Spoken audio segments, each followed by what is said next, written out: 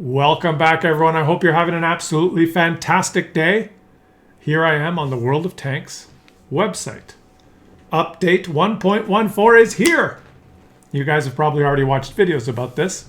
There's a lot of new stuff, new Czechoslovakian heavy tanks, premium vehicle rebalancing, field modifications, and much more. We're not going to go through the whole 1.14 update because you've probably watched the video, which is a long video. We're not going to watch it. We're just going to look at the details.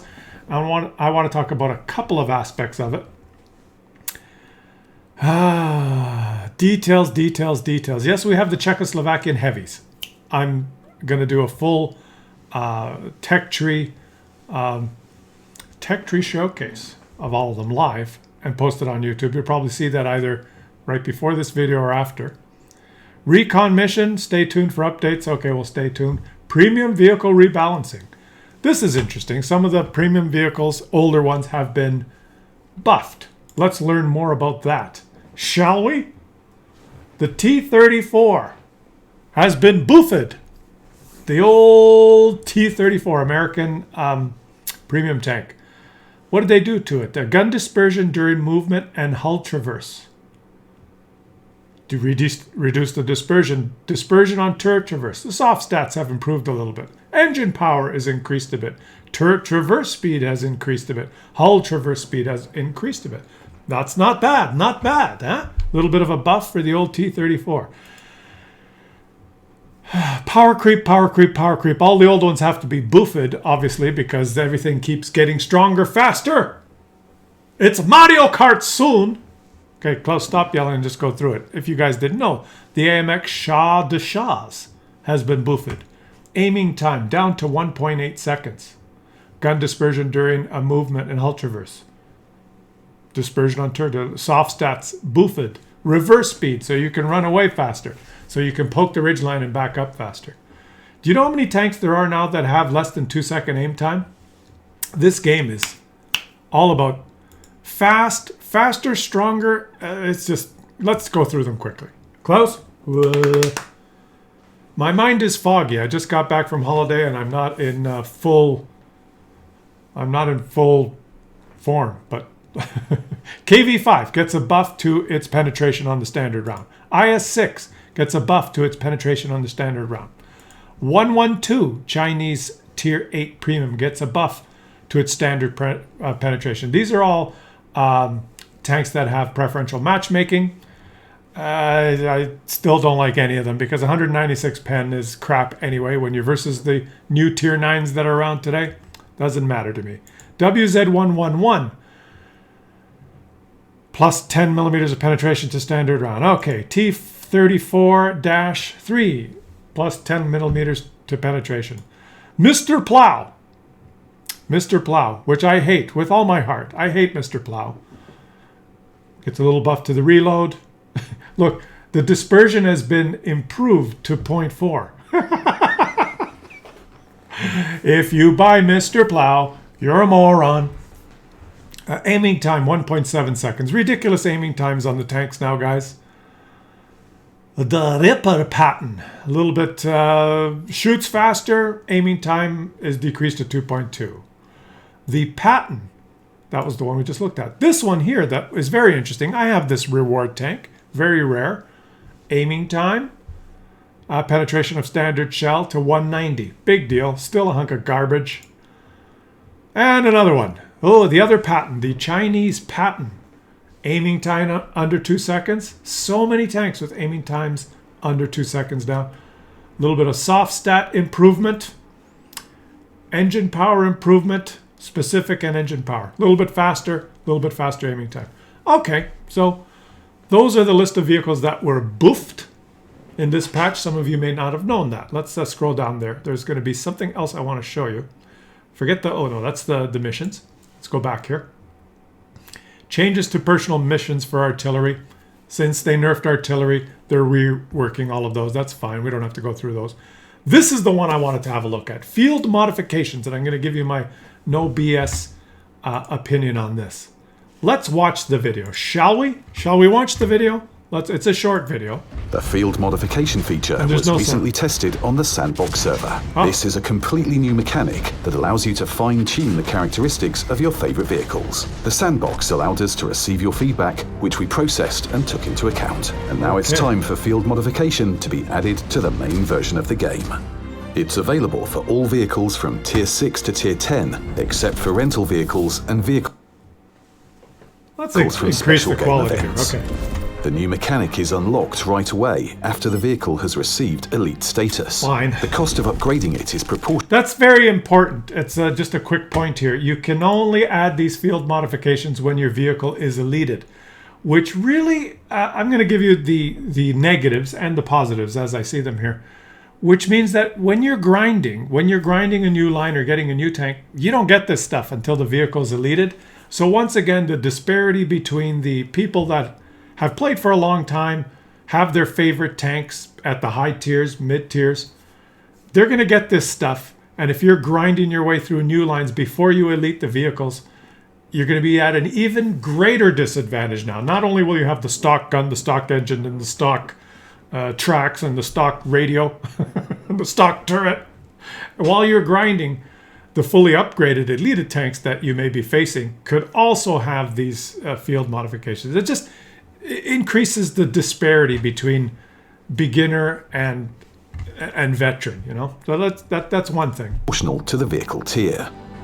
Field modification includes 3 groups of modifications. Of course. Because let's make it complicated. Let's make 3 groups of modification. Let's not just make 1 group. Why didn't you make 12 groups of modifications and then have the female crew members that we have in the garage? They could be guidance counselors that could assist in the...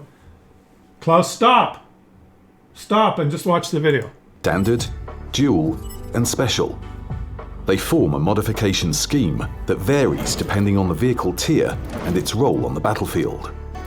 The higher the tier, the more modifications are available. Upon the increase of field modification level... Increase in field modification level, you have to grind for this stuff. You have to XP your way through this. So once again, the people that play lots of games, playing their favorite tanks, they're going to unlock 1, 2, 3, 4, 5, 6, 7, 8. Unlock these field modifications. The guys that play a lot are going to have them. And if you're grinding, you're not going to have them. You know, no fun for you. More imbalanced games, in my opinion, so far. But let's go through the details. Standard modifications provide a small boost to one of the vehicle characteristics, depending on its role. You also... Now, these ones here, the small modifications, I looked at some of them. We're not going to go through them in detail, and they're not so bad. They're semi-balanced because what they do is they improve one thing at the expense of something else. And if you choose the other one, they're pairs of 2s, they improve the other thing at the expense of something else. So you gain a little bit in something, you lose a little bit in something else, and you can customize your vehicle with these. But what it will do, I think, is... Wargaming, it's hard to balance this game normally with the regular tanks you have and the power creep. But now you're creating more dynamic range, right? Some of the faster tanks are going to be a little bit faster if they choose certain types of modifications. So, you know, it's just going to make more dynamic range, which I guess could be fun. But at the same time, I think it's going to cause more... It's like the shit show factor has increased, right? Because now you're going to have if people build these things to improve certain aspects that are already good of a certain tank, it's going to be even more skewed in one way or another. There's going to be just more unbalanced going on, especially if you have... Imagine the matchmaker now where you have 3 or 4 players on one team that have full loadouts of these field modifications, and just by chance the other team has 3 or 4 players that are playing with semi-stock tanks. It's going to be more of a shit show, right? It's good and it's bad. They're trying to kind of balance them, but it's going to create more dynamic range in the game, which means more lopsided games, in my opinion. But let's keep going. So unlock access to dual modifications. They allow your vehicle's characteristics to be redistributed so that it becomes more effective in one aspect, but at the cost of another. Which is, there are no two. In fairness, that's kind of good. Better in one aspect at the cost of another. But even with that, it'll create more dynamic range in the performance of the vehicles, which means it's just more unbalanced game to game, depending on the matchmaker, right? The matchmaker is always the linchpin, because one team gets two EBRs that have all these modifications to make them faster and more maneuverable, and the other team gets two idiots that are driving manticores. Think about it. Two identical dual modifications and are always mirrored. For example, if one modification adds more hit points but slows down aiming, the other has the opposite effect. It improves aiming, but the number of hit points decreases. Fair enough. You can choose only one of the pair of dual modifications. Once one is selected, the other becomes unavailable. However, Unless you you can pay. always change your mind and switch to other modifications for credits. 150,000 credits, you can change your mind. You can see the effect of the dual modifications in the vehicle characteristics panel. This was really cool. You can click them and then you can actually see how they affect your vehicles on the sidebar there. That's good. Thanks, Wargaming, because you made it. This particular interface, actually, I checked it in the garage, and it's pretty good. The last group of modifications are special modifications. There are 3 of them. The This is first where it modification allows for compiling the Essentials loadout. This is where, once you grind your way and you get to these elite and special things, more discrepancy between people that play a lot and beginners.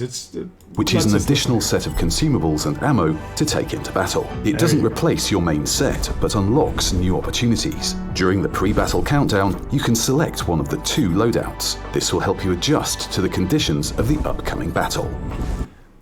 Think about if you've got your heavy tank equipped. I typically go for view range at the expense of maybe vents or the way you might equip your tank for a map that's an open field or long sight lines, some of the open maps.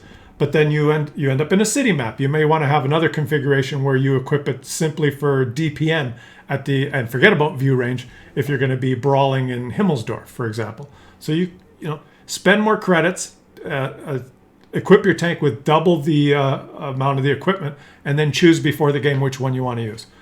This is just more ways for us to spend credits. And can you imagine all the tanks you have having 2 sets of equipment? I can't afford it, but once again, it'll give people that have played more and earned more credits and can equip their tanks totally, just have more of an advantage. Depending, they can equip their tank so that it's take advantage of whatever kind of map they're on.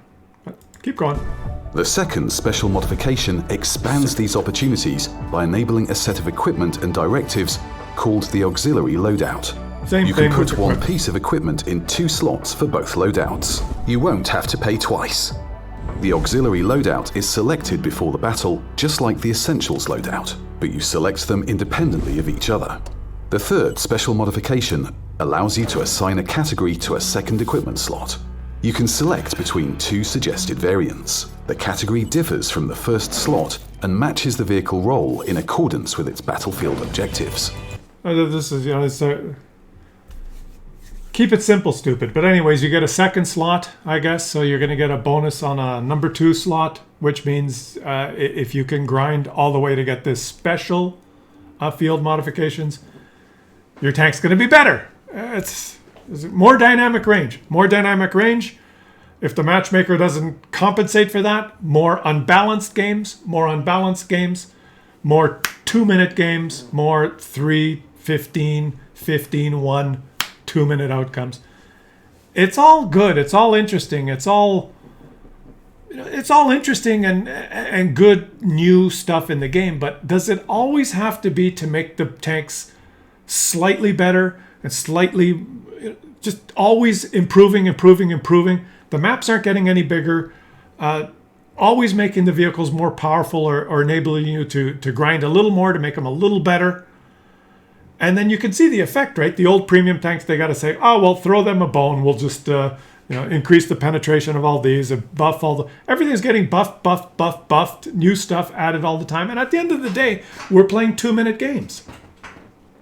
Like, What's going to happen in 5 years? Are we going to have 6 slots with the 6 different kinds of purple equipment and all these new field modifications so our tank can drive around at 200 kilometers an hour and have 10,000 DPM, and they're all going to have wheels and 2 turrets? Like, there's a limit, isn't there?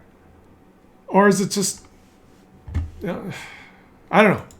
For example, tanks with strong armor, in addition to better durability, can also increase their firepower or mobility. Medium tanks will be able to have not only the bonus to mobility, but also to survivability or scouting. At any time, you may change your mind and select a different category for the second slot. The cost of all changes within the field modification feature depends on the vehicle tier. Cha-ching! Field modification is an important and interesting mechanic that directly affects the vehicle characteristics and balance in general. This is also It directly affects the vehicle characteristics and balance. They say it in their own video. And balance. Wargaming. You said it. I'm trying to say it. I'm not as eloquent. My brain's still foggy. They say it in their own video. Listen carefully. That directly affects the vehicle characteristics and balance in general. It's going to directly affect balance in general. Now, do you think it's going to make it more balanced? Like, think about it. Some people are going to have the special stuff, and some people won't. One team will have players with special stuff. One team has players without special stuff. Balance. It is going to affect balance. One team will win and one team will lose. Everything is balanced. It's just wargaming. It's the same thing over and over and over again. It's always make it a slightly better, stronger, faster. And then, just a little comment at the end of the video. It's going to affect the balance. It's going to be more balanced for you if you have all this stuff on your tank.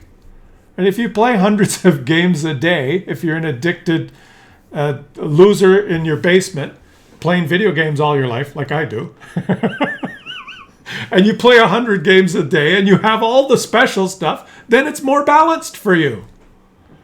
And if you're a new player or just a casual player, a regular schmo, then it's less balanced for you because you don't have the special stuff. It's not rocket fucking science. It's always the same thing.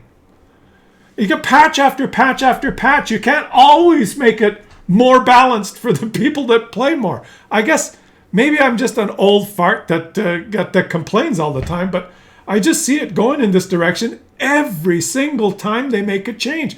Like, it just... Tier. Field modification is an important and interesting mechanic that directly affects the vehicle characteristics and balance in general. And balance in general. Yes, it's going to affect balance in general. And maybe I should just stop doing these videos and just make one video and post it and just have it there for every update and just say the game is getting more and more unbalanced. That should be the title of the video. It's just every change you make makes it more unbalanced because the only way it's balanced is everyone has the stuff. And no, not everyone's going to have the stuff because it's a long grind and takes a lot of credits to get it. This is also a great way to fine-tune your favorite tank specifically to your playstyle. Boost the characteristics of your vehicles. Adjust to a particular battle with... Boost the characteristics of your vehicles. Make it more suitable to your playstyle. Yes, if your vehicle has been boosted and is better, it will be more suitable to your playstyle. You will be more balanced than enemy team. Enjoy. Help of the essentials and auxiliary loadouts, and decide for yourself which stats are the most important. Good luck, commanders. Good luck. Have fun. GG.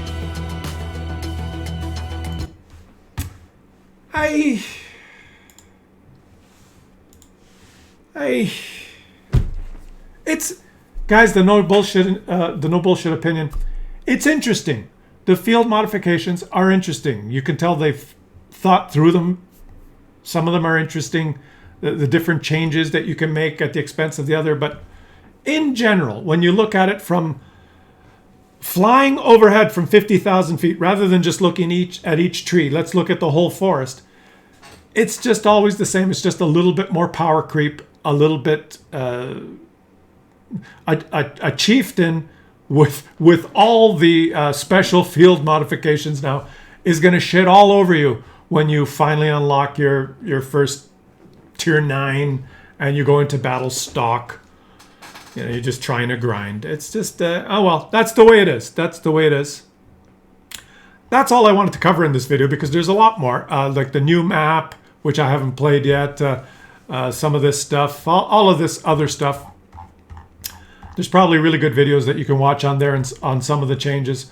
I just wanted to cover the buffs to the old, discarded, terrible old premium tanks that are still terrible old premium tanks, and the new field modifications that are going to make this game, I think, it's not rocket science, right? It's just it's creating more dynamic range, more weird stuff that's going to happen, more different builds, more extremes, faster games, shorter outcomes.